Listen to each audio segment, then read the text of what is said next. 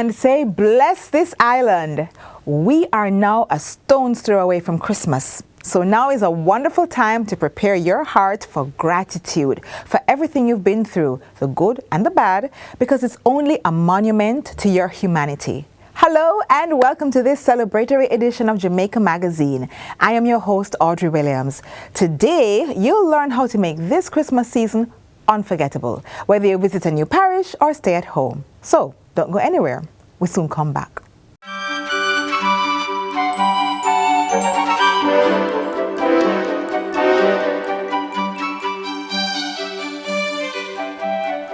When you drive your cars and park it, before you enter your car, look around. Before you get out of your car, look around, scan the environment to see if you see any suspicious movement. Ensure that if you have your handbags or anything of value, do not leave it on the seat. But ensure that if you do leave those items within the car, ensure that it is out of the view of would-be robbers.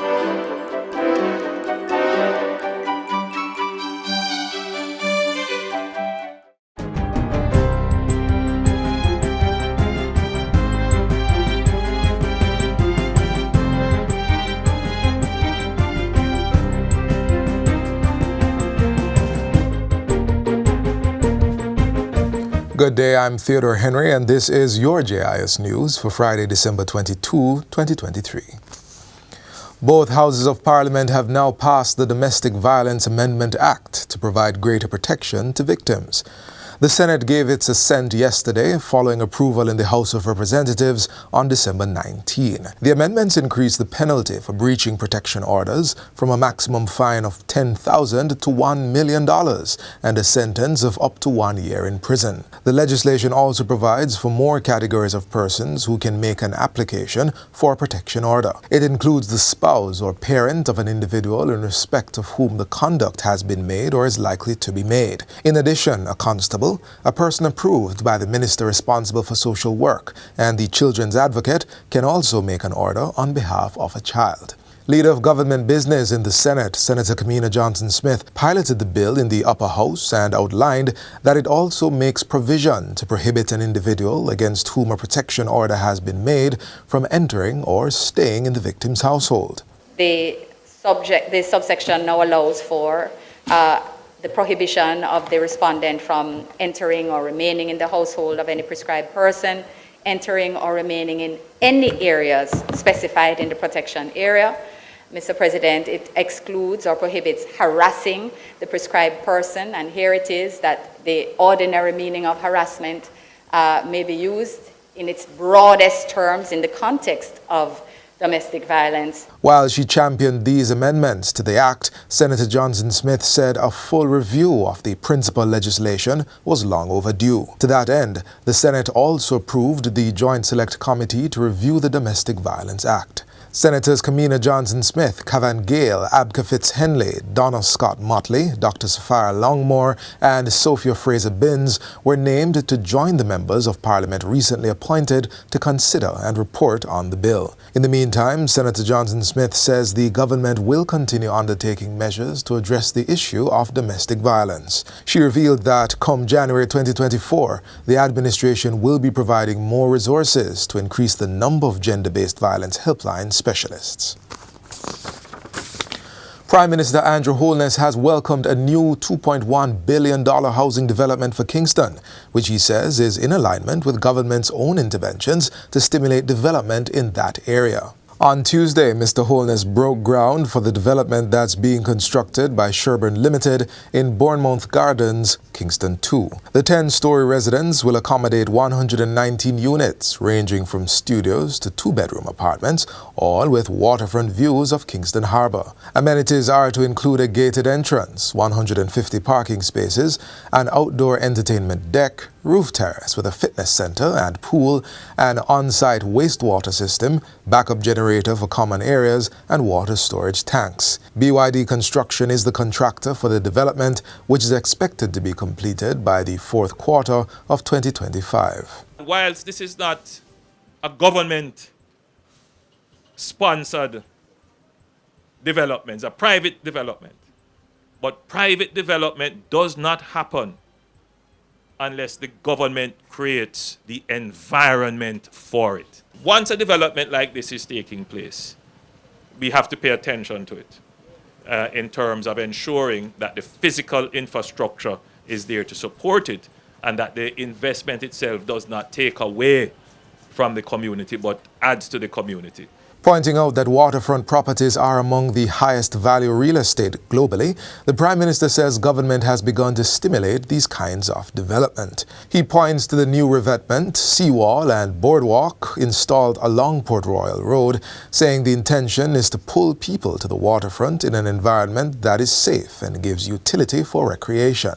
Let us make this work. And if it works,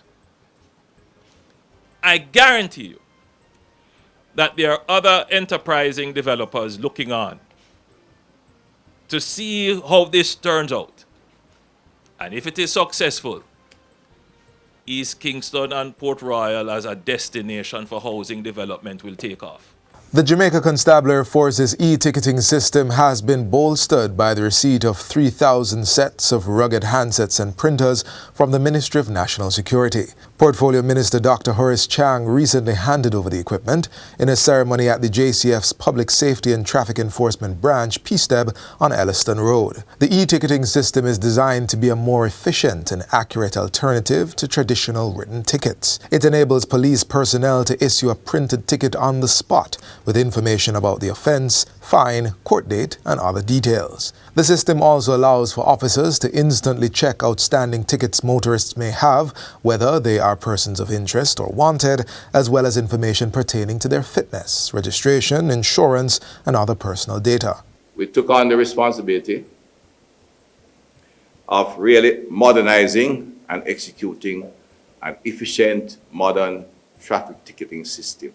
The presentation of the handsets follows the procurement of 750 devices, which were handed over in January. Since the launch of the new digitized traffic ticketing system on February 1, 2023, a total of 293,128 e-tickets have been issued by the police up to December 14. The Commissioner of Police used this week's function to urge members of the public, particularly vendors, to cooperate with the police's efforts to ensure the safety and security of citizens over the holiday period. We know that people have to vend and make money, but just try and work with us as we work with other partners, the parish councils and so on, to allow you to make the money you need to make, but at the same time have a level of order.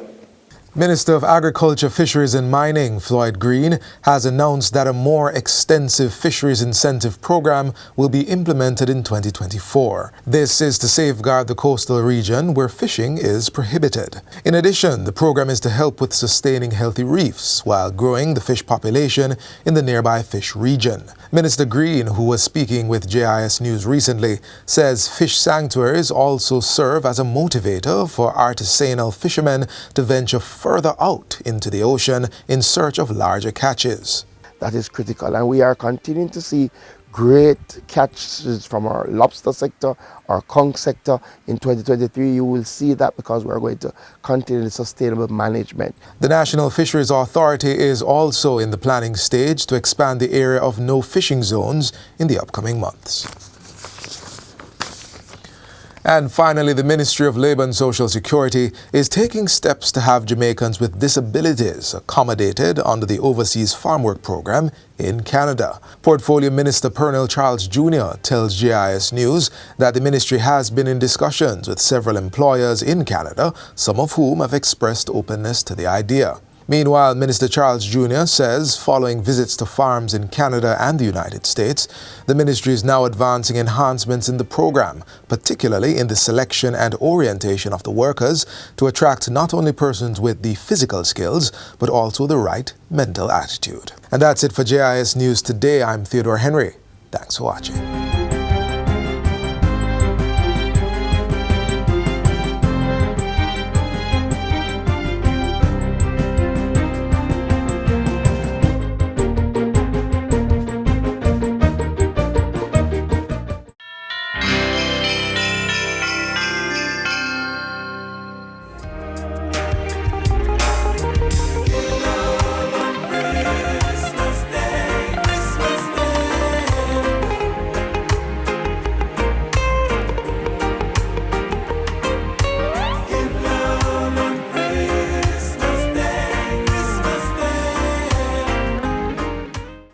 you for staying with us.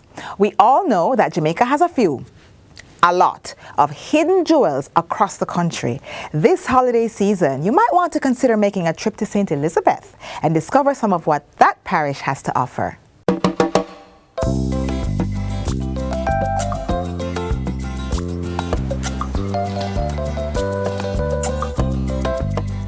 Our island is home to about 10 lighthouses, and this is one of them. The Lover's Leap Lighthouse, which stands 1,600 feet above sea level, is located in what once was the largest parish in Jamaica.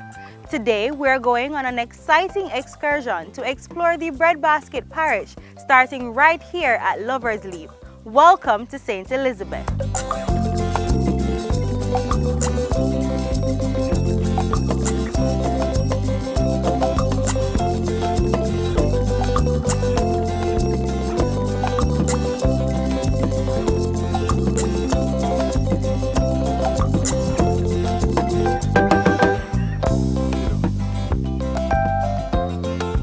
In the 18th century, Lover's Leap, there was a plantation, and there were slaves working on that plantation. And you had, how it got its name was that there were two lovers, Tunky and Mizzy, who fell in love. And the slave master really wanted Mizzy for himself. And those two lovers they found out that they wanted to separate them both.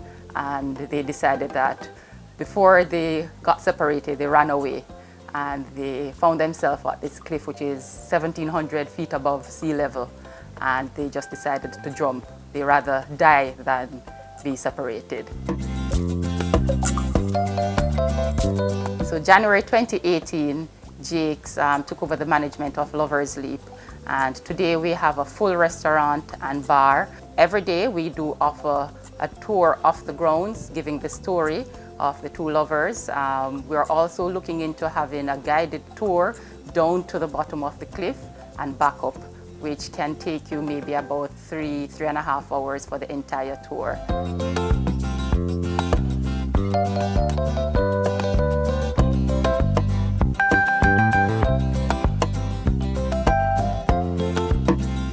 Crocodiles are one of Jamaica's endangered species and one of the oldest animals in the world. Here at the Black River Safari, you can not only learn more about the crocodiles, but it is said that you can get a little up close and personal with these amazing animals. Presently, we're on the Black River, and this is Jamaica's longest navigable river. It is 44 miles long, about 70 kilometers.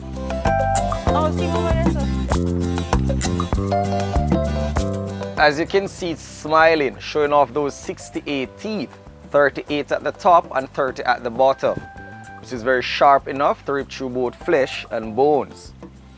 So throughout the crocodile's lifetime, they will relocate themselves for a source of food, for mating, or if they're just being bullied by a more bigger and a more aggressive crocodile. This is Christian. This is one of the male crocodile that we have released from our nursery.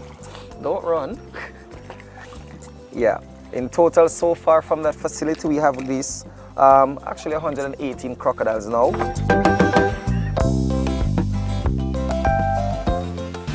So we are getting a little bit of rain out here in the safari, but it's still an amazing experience. On land, the crocodile can do a top speed of up to 50 kilometers an hour, but only for a short distance. They get tired easily. In the water, they swim pretty fast as well. So you would not be able to outrun or to outswim one, which you don't have to do. You only need to move faster than the person next to you. Well, that's the easier way. I legit feel like a daredevil after this experience. However, if this isn't for you, I am sure our next stop has something for the entire family. It's relaxing, and you can just sit and what you like. You like lions, you like birds, you like monkeys, what you like. We attract visitors from all over the world. When I say all over the world, name it. And it is very interactive, as you saw today, where the kids having a lot of fun. And I chose St. Elizabeth because of the location. It's actually in the center of Jamaica. great easy for the persons from Montego Bay to access, persons from Kingston, and even from like Ocho Rios. Outside of that, the habitats, as you can see, a lot of trees. It's like country. It's like, you know, it's right for the animals.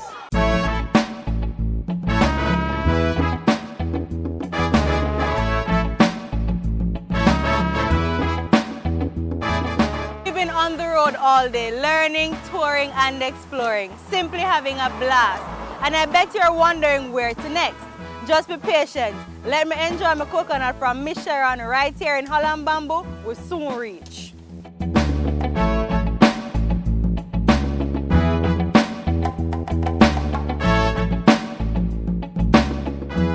St. Elizabeth has many secrets, and this is one of them. The Breadnut Valley Estate, which spans over 76 acres, is home to 7 natural falls created by this river, which flows from the Cockpit country through to the Black River. The estate is located right between Newton and Magotty here in St. Elizabeth.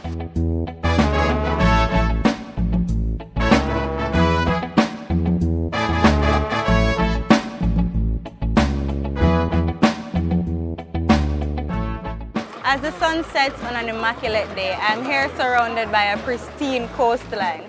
Our journey today ends here at Floyd's Pelican Bar, which is situated about a mile or so off the south coast. Good vibes, good people, and an awesome structure. I'm from St. Elizabeth and I think it's the best. So on the Pelican Bar located in it, this is a very nice attraction since year 2001. And I think it's a one-of-a-lifetime experience and a visit to come over and see what it's like. And we're located in southwest St. Elizabeth in a fishing village called Paraty. There's somewhere here in St. Elizabeth for everyone, so just take a turn off round the bend and have some fun.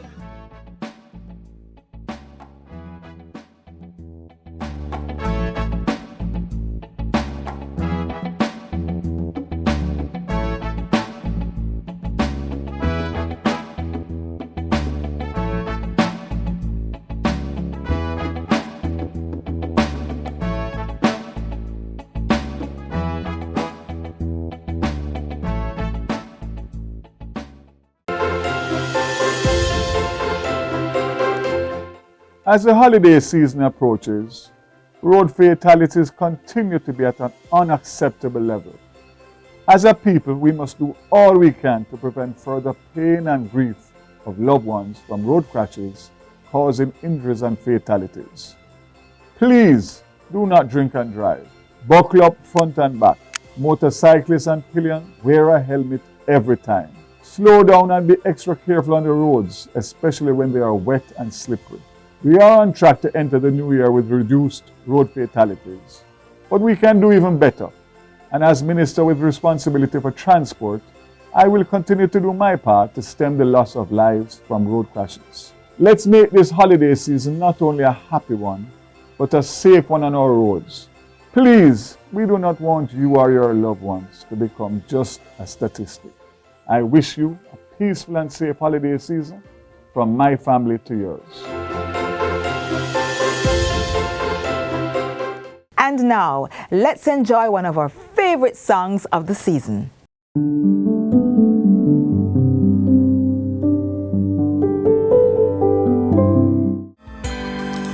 Come and let us adore him.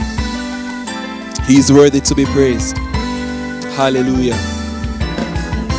Oh, come, let us adore him in Christ the Lord. Oh, come, all ye faithful, joyful and triumphant. Oh,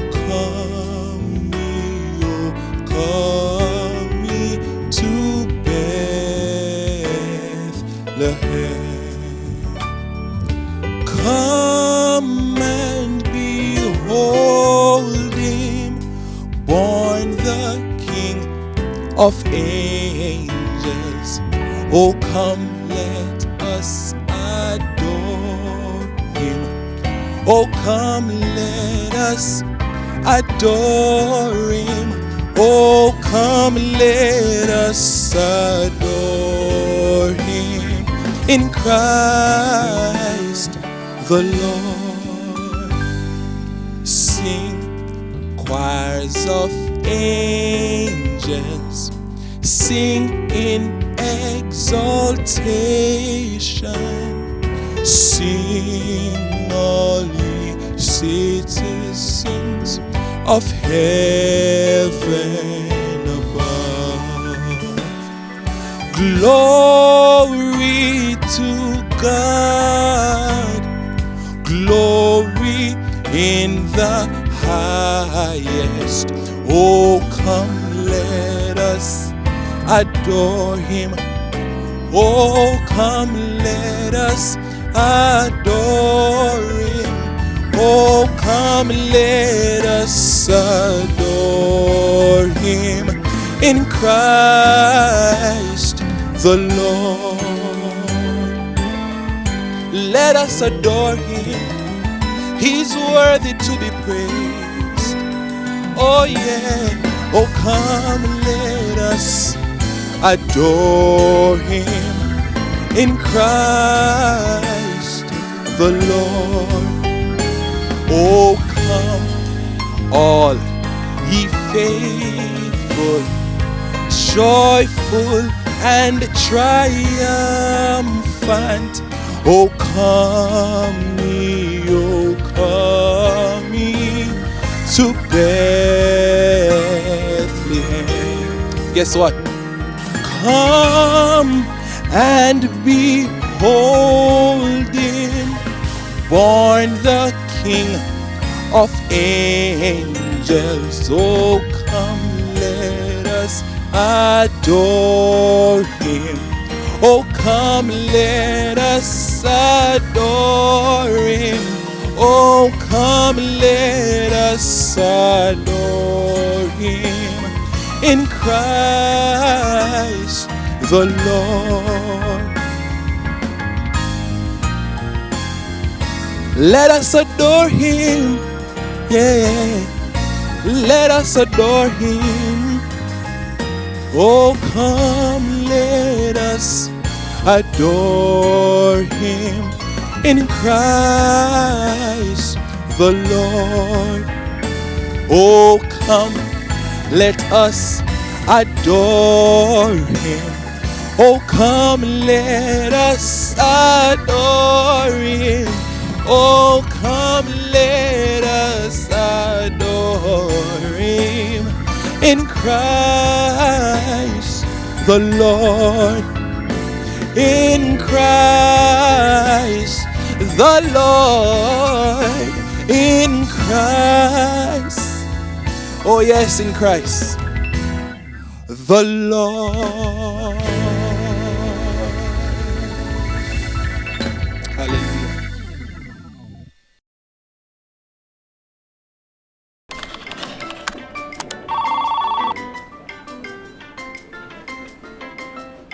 Once upon a time in a Caribbean island known for its rich culture and natural beauty, lived a group of people who were buried in piles and piles and more piles of paper. Papers spanning back to the start of time. Then came a bright idea, harnessing technology to work smarter and not harder. The government of Jamaica is improving its operations to serve citizens better. Many services are now available online, and there's more to come. The government of Jamaica, building a better public sector for all.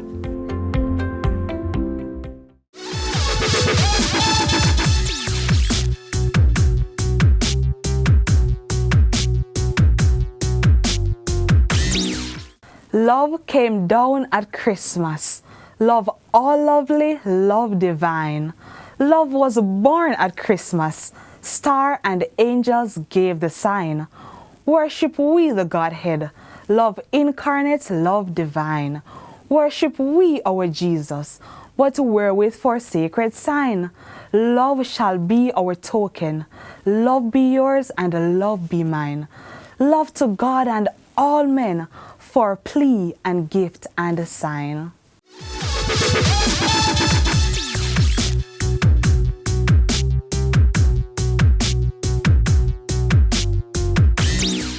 We've reached the end of our program. Get a recap of everything you saw here and more on our website, gis.gov.jm.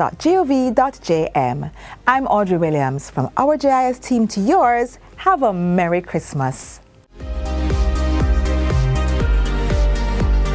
This has been a production of the Jamaica Information Service, the voice of Jamaica.